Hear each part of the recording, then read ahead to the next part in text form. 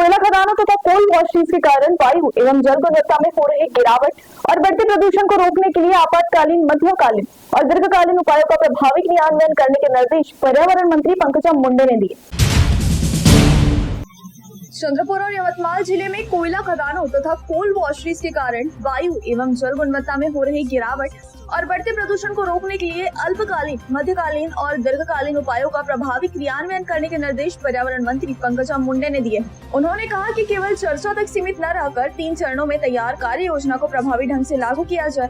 मुंबई में चंद्रपुर और यवतमाल जिलों के उद्योग क्षेत्र से जुड़े उद्योगपतियों के प्रतिनिधि मंडल के साथ कोल वॉशरीज तथा कोयला खदानों से होने वाले प्रदूषण के संबंध में आयोजित बैठक में मंत्री मुंडे ने यह निर्देश दिए। बैठक में संबंधित अधिकारियों ने प्रदूषण की वर्तमान स्थिति, उनके प्रमुख कारणों तथा नियंत्रण के लिए प्रस्तावित उपायों पर प्रस्तुतिकरण किया। इस अवसर पर महाराष्ट्र प्रदूषण नियंत्रण मंडल के सदस्य सचिव राहुल रेखावार, चंद्रपुर एवं यवतमाल की कोयला खदानों और कोल वॉशरीज कंपनियों के अधिकारी एवं प्रतिनिधि, चंद्रपुर विभाग के विभागीय समन्वयक डॉक्टर विश्वजीत ठाकुर, प्रभारी वैज्ञानिक अधिकारी तथा प्रदूषण नियंत्रण मंडल के अन्य वरिष्ठ अधिकारी उपस्थित थे। चंद्रपुर परिसर में प्रदूषण को अधिकतम स्तर तक नियंत्रित करने के लिए उद्योगों को कड़े निर्देश देते हुए मंत्री मुंडे ने कहा कि चंद्रपुर और यवतमाल जिलों की वायु गुणवत्ता सुधारने के लिए अल्पकालीन, मध्यकालीन और दीर्घकालीन उपायों का प्रभावी क्रियान्वयन आवश्यक है। उन्होंने कहा कि कोयला खदानें, कोल वॉशरीज तथा कोयले का परिवहन इस क्षेत्र में प्रदूषण के प्रमुख स्रोत है। विशेष रूप से कोयला ढोने वाली भारी वाहनों के कारण प्रदूषण बढ़ रहा है। इसलिए भविष्य में सड़क परिवहन के बजाय रेलवे कन्वेयर बेल्ट